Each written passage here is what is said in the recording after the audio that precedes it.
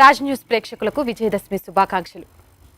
విజయదశమి నవరాత్రి ఉత్సవాల తర్వాత అమ్మవారిని వైభవంగా కొలుస్తాం. అసలు ఈ నవరాత్రుల్లో అమ్మవారికి ఏ విధంగా విధి విధానాలతో పూజలు నిర్వహించాం? విజయదశమి యొక్క విశిష్టత ఏంటి? తెలంగాణలో బతుకమ్మకున్న ప్రాచుర్యం దేశాలు వ్యాపించడానికి కారణం ఏంటి? ఇలా మనకుండే అనేక సందేహాలను ఈ రోజు నివృత్తి చేసుకోవడానికి ప్రముఖ ఆధ్యాత్మికవేత్త, జ్యోతిష్య పండితులు, గురువు బ్రహ్మశ్రీ బంగారయ్య శర్మ గారి దగ్గర ఈరోజు మనం ఉన్నాం. ఆయన అడిగి మరిన్ని వివరాలు తెలుసుకుందాం. నమస్కారం గురుగారు. నమస్తే అమ్మ. గురుగారు, ముందుగా మీకు విజయదశమి శుభాకాంక్షలు రాజ్ న్యూస్ తరపు నుంచి. మీకు, మీ యాజమాన్యానికి, మొత్తము అక్కడ పనిచేసేటటువంటి ఉద్యోగస్తులందరికీ, రాజ్ న్యూస్ వీక్షకులకి అందరికీ విజయదశమి శుభాకాంక్షలు. గురుగారు, విజయదశమికి సంబంధించి 9 రోజుల పాటు అమ్మవారిని ఒక్కొక్క రోజు ఒక్కొక్క అలంకరణలో, ఒక్కొక్క నైవేద్యంతో, ఒక్కొక్క రకమైన పూలతో పూజన చేసి విజయదశమి రోజున మనం చాలా గొప్పగా ఈ అమ్మవారికి పూజలు చేయడం కానివ్వండి, ఇవన్నీ చేస్తూ ఉంటాం. అసలు ఈ విజయదశమి యొక్క విశిష్టత ఏంటి? ఎందుకు దశమి ఈ 9 నవరాత్రులు కూడా అమ్మవారి కోసం ప్రత్యేకంగా ఎందుకు కేటాయించారు? శరన్నవరాత్రులు అంటాం. శరన్నవరాత్రులు అనగానే అమ్మవారు ఒక్కసారి హృదయంలోకి వచ్చి, ఒక పక్క బయట ప్రకృతి అంతా పులకరిస్తుంది, లోపల మన శరీరం మొత్తము పులకాంకితమవుతుంది. ఎంతో అందమైంది, అద్భుతమైనటువంటిది, అమ్మ యొక్క అనుగ్రహాన్ని మనకి పంచేటటువంటిది ఈ శరన్నవరాత్రులు. ఎందుకు శరన్నవరాత్రి అనేది అమ్మవారికే చేస్తారు? అమ్మవారి యొక్క ప్రత్యేకత ఏమిటయ్యా అంటే, మనకి 7 చక్రాలు ఉన్నాయి శరీరంలో. ఈ 7 చక్రాలలో మూలాధార, స్వాధిష్టాన, మణిపూర, అనాహత, విశుద్ధ, ఆజ్ఞ, సహస్రారాల దాకా. అందులో మూలాధార చక్రంలో 2 శక్తులు ఉంటాయి. ఒకటి అమ్మవారి యొక్క శక్తి, 2 గణపతి యొక్క శక్తి. అందుకనే వీళ్ళిద్దరికీ మాత్రమే నవరాత్రులు చేస్తారు. మూలాధారం అంతా అంధకారం, చీకటిగా ఉంటుంది మూలాధార క్షేత్రం. కాబట్టి అంత చీకటిలో ఉండేటటువంటి దేవతలు ఇరువురే కాబట్టి ఆ ఇరువురి కోసము రాత్రుల పూట చేయటము అనేది, రాత్రిలో ఉండేటటువంటి ఆ శక్తిని పట్టుకుంటే అక్కడి నుంచి మనం వెలుగులోకి వస్తాం. అంధకారంలో ఉన్న ఎవడు వెలుగులోకి రావాలన్నా అమ్మవారి యొక్క అనుగ్రహము, గణపతి యొక్క అనుగ్రహము ఉంటే తప్ప రాలేరు. ఈ శరన్నవరాత్రులకు ఎందుకు ఇంత ప్రత్యేకత? అమ్మవారి యొక్క ఉపాసన జరగడానికి ఇంకొక కారణం ఏమిటి అంటే, శరన్నవరాత్రుల్లో మనకి శరదృతువులో చంద్రుడు భూమికి చాలా దగ్గరకు వస్తాడు. మనం ఏ విధంగా జ్యోతిష లెక్కలు తీసుకున్నా, లేదు ఆస్ట్రానమీ వెళ్ళి నాసా వాళ్ళ దగ్గర నుంచి లెక్కలు తీసుకున్నా, చంద్రుడు భూమికి బాగా సన్నిహితంగా వచ్చేటటువంటిది. అమ్మవారి విద్యని మొత్తాన్ని చంద్ర విద్య అంటారు, చంద్ర కళలు అంటారు. అలాంటి చంద్ర విద్యకి సంబంధించినటువంటి తల్లి తక్షణమే ఎప్పుడు అనుగ్రహిస్తుందయ్యా అంటే, కేవలము ఆ చంద్రుడు దగ్గరకు వచ్చినట్టుగా చంద్ర విద్య మానవులకి బాగా దగ్గరకు వచ్చేటటువంటిది ఈ నవరాత్రుల్లో. అందుకని ఈ నవరాత్రులకి ఇంత ప్రత్యేకత, ఇంత ప్రాధాన్యత అనేది ఇవ్వడం జరుగుతుంది. ఇంకా అసలు నవరాత్రి యొక్క విషయం చెప్పుకుంటే, నిన్నటిదాకా బాగా వర్షాలు పడ్డాయి, వర్ష ఋతువు. అమ్మవారిని ఏమని పిలుస్తాం? ప్రకృతిం అని పిలుస్తాం. కాబట్టి ప్రకృతిం అని పిలుస్తాం. కాబట్టి అలా ప్రకృతిం అనబడేటటువంటి అమ్మవారు ఎవరైతే ఉన్నారో ఆవిడ ఈ వర్షాలకు ఇప్పటిదాకా వికసించి ఇక్కడి నుంచి అమృతమయమైనటువంటి చంద్రకిరణాలని తీసుకోవడం మొదలు పెడుతుంది. కాబట్టి అలాంటి చంద్రకిరణాలన్నీ కూడా లోపలికి ఒక్కసారి మనకొచ్చి అమృతతుల్యమైన శక్తి మనకి రావాలన్నా, ప్రకృతికి రావాలన్నా శరన్నవరాత్రుల్లో అమ్మ యొక్క అనుగ్రహం ఉంటేనే ప్రకృతి మొత్తానికి ఔషధీ శక్తులు వస్తాయి. అందుకని శరన్నవరాత్రులు అనేది చాలా విశేషంగా మనం జరుపుకుంటూ ఉంటామమ్మా. గురుగారు, ఇంకొకటి, ఈ 9 రోజులు కూడా అమ్మవారిని చాలా భక్తి శ్రద్ధలతో పూజ చేస్తూ ఉంటారు. అసలు ఈ పూజ చేయడానికి, అమ్మవారికి సంబంధించి పూజ చేయడానికి విధి విధానాలు ఏంటి? ఏ విధంగా అమ్మవారిని పూజించడం వల్ల అనుగ్రహం త్వరగా పొందవచ్చు? అమ్మ, చాలా మంచి ప్రశ్న ఇది. పాడ్యమి నుంచి ఆరంభం చేసి, ఆశ్వీజ శుద్ధ పాడ్యమి నుంచి అక్కడి నుంచి నవమి దాకా కలశస్థాపన చేసుకొని, నవమి దాకా పూర్తి చేసుకొని, మహర్నవమి పూర్తయిన తర్వాత కలశానికి ఉద్వాసన చెప్పి మరుసటి రోజున కార్యక్రమం చేయటము అనేది నవరాత్రుల్లో ఒక ఘట్టం. ఇంకొకటి, ఎవరైనా ఈ 9 రోజులు చేసుకోలేనటువంటి వాళ్ళు ఉంటారు. మరి మాకు శక్తి తక్కువ కదా, మేమేం చెయ్యాలి అంటే, శరన్నవరాత్రుల్లో మూలా నక్షత్రము సప్తమి తిథి ఉన్నప్పుడు సరస్వతి అమ్మవారు వస్తారు. సరస్వతి అమ్మవారు, దుర్గా అమ్మవారితో పాటు మహిషాసురమర్దని దాకా ఈ 3 రోజులు చేసుకునే అర్చన ఆ అమ్మవారికి అనుష్ఠానం చేసుకొని ఆ తర్వాత చక్కగా ఆ కలశాన్ని మొత్తాన్ని తీసుకొని వెళ్ళి మళ్ళీ నదుల్లోనో చెరువుల్లోనో. తెలంగాణ ప్రాంతంలో కూడా శ్రీచక్రోపాసన ఉండేటటువంటి వాళ్ళు అదే విధానంలో చేస్తారు. కానీ ఇంకా ఇక్కడ ప్రత్యేకంగా బతుకమ్మ అని వర్ణాశ్రమ ధర్మాలు దేంతోటి సంబంధం లేకుండా ప్రతి ఒక్కళ్ళు ఆనందంగా పాల్గొనేటటువంటి ఉత్సవాన్ని ఇక్కడ చేస్తారు. కాబట్టి ఏ విధంగా తీసుకున్నా ఆ అమ్మవారిని కొలవడానికి రకరకాలైనటువంటి పుష్పాలన్నీ ప్రకృతి నుంచేగా పుష్పాలు వచ్చేది. రకరకాలైనటువంటి పుష్పాలు, రకరకాలైనటువంటి ఆభరణాలు, ఆ దేవీ సప్తశతి పారాయణలు, ఇలా చండీ హోమాలు అన్నీ కూడా ఎవరు ఏ విధంగా. ఇందులో సప్తమాతృకలు అని మనం చెప్పుకుంటాం. ఈ సప్తమాతృకల యొక్క అలంకారం మొత్తము అందులో వేస్తారు. అలాగే నవమాతృకలు ఉన్నారు, వాళ్ళది ఒక్కొక్క అలంకారం వేసుకుంటూ వెళ్తారు. ఎలా బ్రాహ్మి, వారాహి, వైష్ణవి, అలా అద్భుతమైనటువంటి ఐంద్రేయ శక్తి, ఇంద్రాణి అనేటటువంటి శక్తిని ప్రత్యేకంగా తీసుకొని వచ్చి కొలుస్తారు. అలా కొలుస్తూ అదే విధానంలో చాముండ దాకా కూడా మొత్తం అన్ని అలంకారాలు వేస్తూ ఒక్కొక్క రోజు ఒక్కొక్క అలంకారాన్ని వేస్తూ కొలుస్తారు. ఇంకొకటి గురుగారు, ఈ అమ్మవారిని కొలవడంలో చాలా మందికి ఉన్న ఆచారం అంటే నేను చూసింది ఏంటంటే అఖండ దీపం అనేది ఒకటి పెడతారు. అయితే ఈ మధ్య కాలంలోనే దీని గురించి చాలా ఒక్కొక్కరు ఒక్కొక్క రకంగా చెప్పడం. అఖండ దీపం అంటే మన తాతల కాలం నుంచి కూడా చెప్తూ వచ్చేది ఏంటంటే ఒక్కసారి దీపాన్ని అమ్మవారి ముందు వెలిగించిన తర్వాత ఆ దీపం ఎక్కకుండా ఈ 9 రోజుల పాటు నియమనిష్టలతో పూజ చేయాలి అనే విషయం. కానీ మారుతున్న సాంప్రదాయాలతోటి ఉమ్మడి కుటుంబాలు పోయి ఎవరి జీవితాలు వాళ్ళు బిజీ అయిపోయిన తర్వాత ఈ అఖండ దీపానికి సంబంధించి కూడా ఒక్కసారి కొండెక్కిన తర్వాత మళ్ళీ వెలిగించుకుంటూ అలా చేయడం వల్ల నిజంగా ఫలితం దక్కుతుందా? అంటే బిజీ అయిపోయాము అని చెప్పి ఒక ఆచార వ్యవహారాన్ని మన కాలానుగుణంగా మార్చుకొని మనం చేసేదే ఉత్సవం అని చెప్పుకోవడం ఎంతవరకు కరెక్ట్ అంటారు? అఖండ దీపము అంటేనే ఖండించకుండా 9 రోజుల పాటు వెలిగించేదాన్ని, దాని పేరే అఖండం. కాబట్టి అఖండ దీపం ఎప్పుడు అఖండంలాగానే ఉండాలి. లేదండి మాకు ఈ కాలమాన పరిస్థితుల్ని బట్టి ఇప్పుడు అఖండం మేము చేయగలిగేటటువంటి శక్తి మాకు లేదు అంటారా? ఉదయం పూట అర్చన చేసుకునేటప్పుడు, సాయంత్రం పూట అర్చన చేసుకునేటప్పుడు దీపారాధన చేసుకొని అది ఎంతసేపు ఉంటుందో అంతసేపు ఉంచుకొని చేసుకోవడం. ఎలా చేసినా అఖండంగా పెట్టి చాలా దీక్షగా చేస్తే దానికి తగ్గ ఫలితం దానికి ఉంటుంది. అలా కాకపోయినా మనస్సు పవిత్రంగా ఉండి పవిత్రమైనటువంటి హృదయంతో ఏ కార్యక్రమం చేసినా అమ్మ ఖచ్చితంగా వాళ్ళని అనుగ్రహించి తీరుతుంది. అమ్మ చూసేది ఆడంబరం కాదు, అమ్మ చూసేది మనస్సు. ఆ మనస్సు ఎంత నిశ్చలంగా వీడు నిలుపుతున్నాడు అనేది. అలా మనస్సుని నిశ్చలంగా ఉంచడం ప్రధానం. ఆ నిశ్చలంగా నిలపడం కోసమే ఈ అగ్నిహోత్రాలు, ఈ అఖండ దీపాలు ఇవన్నీ సహకరిస్తాయి. దానికంటే ముందు ఏ గాలికి కదలకుండా మనోదీపాన్ని నిలబెట్టి ఆ అమ్మవారి మీద నిల్చోబెట్టుకుంటే మనకు అన్ని రకాలైనటువంటి శుభాలు ఫలితాలు ఖచ్చితంగా లభిస్తాయమ్మా. గురువారు అమ్మవారికి సంబంధించి నవరాత్రుల్లో చాలా వరకు కూడా ఈ నవరాత్రులు వచ్చాయనగానే లేకపోతే ఒక శక్తి పీఠానికో లేకపోతే ఒక అమ్మవారి ఆలయం ఉన్న స్థలానికో అక్కడ వెళ్ళి 9 రోజులు గడిపి రావడం చూస్తూ ఉంటాము. అంటే ఈ నవరాత్రులు అనేవి ఇంట్లో చేసుకుంటే సకల పుణ్యాలు లభిస్తాయంటారా? లేదా ఏదైనా పుణ్యక్షేత్రంలో ఏదైనా సన్నిధిలో ఎక్కడైనా సరే ఈ నవరాత్రి ఉత్సవాలను జరుపుకోవడం వల్ల మంచి జరుగుతుందంటారు? ముందు అమ్మ ఎక్కడ ఉంటుంది? హృదయంలో ఉంటుంది. ఇది చాలా ప్రధానం. కానీ ఒక ఆచారము సంప్రదాయము మొదటి నుంచి ఉన్న వాళ్ళందరూ కూడా ఖచ్చితముగా ఇంట్లో కలశ స్థాపన చేసుకొని ఇంట్లోకి ఆ అమ్మవారిని ఆహ్వానం చేసి ఆ ఇంట్లో పూజ చేసుకోవడం అనేది చాలా విశేషం. దీంట్లో అనుమానం ఏం లేదు. లేదు మాకు ఆ సంప్రదాయం లేదండి, మాకు కుదరట్లేదు, ఈసారి ఇంకోటి చేయలేకపోతున్నాం. అమ్మ అంతటా ఉంది. అంతటా ఉన్నటువంటి అమ్మ ఆలయాలలో చాలా విశేషమైనటువంటి శక్తితోటి ఉంటుంది. ఎలా అంటే సూర్యకిరణాలు అంతటా ఉన్నాయమ్మా. సూర్యకిరణాలు అంతటా ఉన్నప్పటికీ భూతద్దం పెడితే ఎలా అయితే భూతద్దంలోంచి కేంద్రీకృతంగా కిరణాలు వచ్చి కింద ఉండే కాగితాన్నో దూదినో ఎలా కాల్చేస్తాయో అలాగే అంతటా ఉన్నటువంటి అమ్మ మహత్తరమైనటువంటి క్షేత్రాల్లో విశేషమైనటువంటి శక్తిని బయటికి ప్రభవిస్తూ కనిపిస్తూ ఉంటుంది. అలాంటి ఆ అమ్మవారిని మనం క్షేత్రాలకు వెళ్ళి ఆరాధన చేసినా ఇంట్లో శ్రద్ధగా ఆరాధన చేసినా మనస్సునందు నుంచి ఎప్పుడు చలనం కాకుండా నిల్చోబెట్టి చేస్తే ఖచ్చితంగా ఆ అమ్మ అనుగ్రహిస్తుంది. చెయ్యాల్సినటువంటిది శరీరమే. ఇంట్లో ఉన్నా గుడికి వెళ్ళినా ఎక్కడికి వెళ్ళినా మన మనస్సు మన శరీరము మన వాక్కే చేయాలి. కాబట్టి ఈ మూడు ఎప్పుడు మనం అమ్మ మీద లగ్నం చేస్తామో ఎక్కడ చేసినా ఆ అమ్మ దానికి అవసరమైన ఫలాన్ని తక్షణమే అందిస్తుంది. దీంట్లో ఎలాంటి అనుమానము లేదు.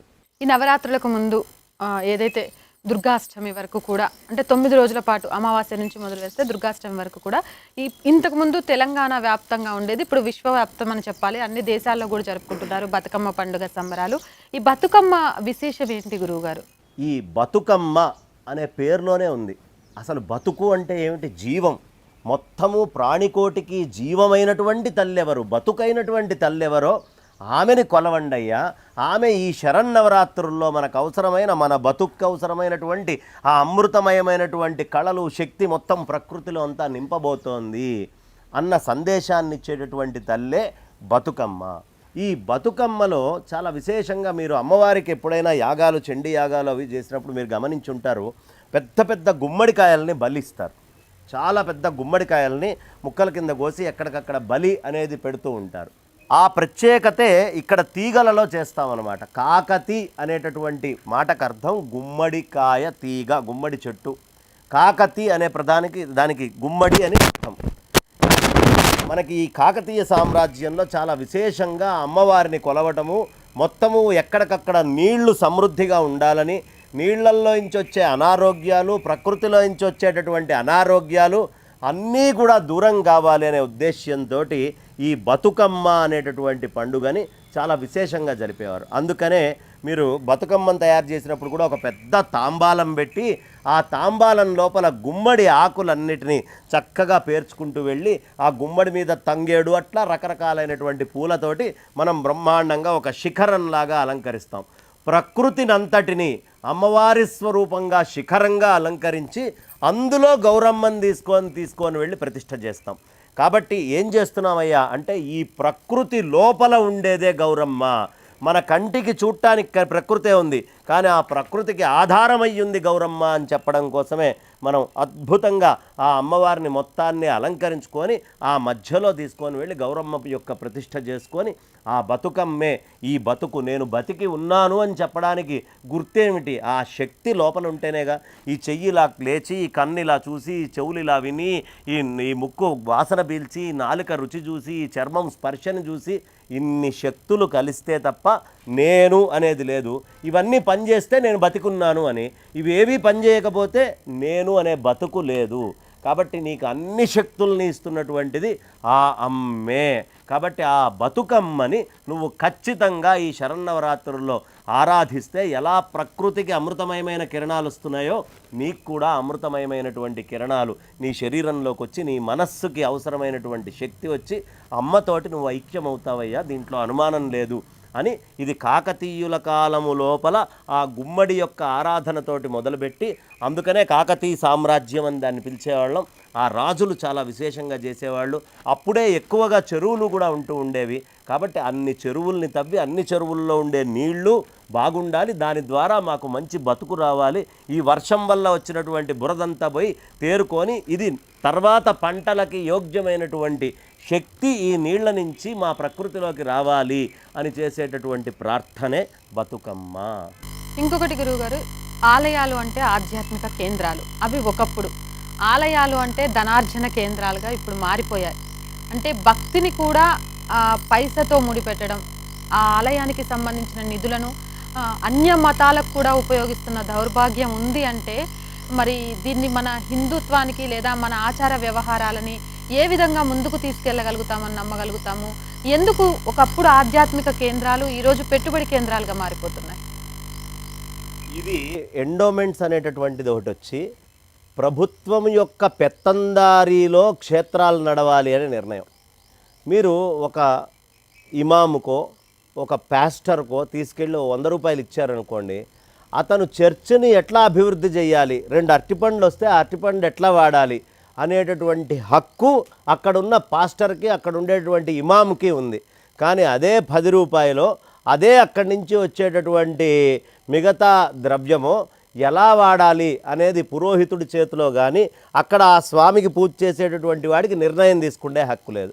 పోనీ ఈ ఉద్యోగాల మీద వచ్చేవాడు, నేను 2 ఏళ్ళు ఉంటాను, ఏడాది ఉంటాను, ట్రాన్స్ఫర్ అయ్యి ఇంకో గుడికి వెళ్తాను అని వాడికి ఈ గుడి మీద ప్రత్యేకమైన భక్తి ఏం లేదు. వాడికి వృత్తిలో భాగంగా, వాటి ట్రాన్స్ఫర్లలో భాగంగా ఈ ప్రదేశానికి వస్తాడు తప్ప ఆ ఎండోమెంట్స్ వాడికి ఎవడికి భక్తికి అవసరమైన విషయాలు కానీ ఇవేవి ట్రైనింగులు ఇవ్వరు. దొడ్డిదారిలోంచి అన్యమతస్తుల్ని కూడా తీసుకొని వచ్చి ఈ ఎండోమెంట్స్ లోపల కూర్చోబెడతారు.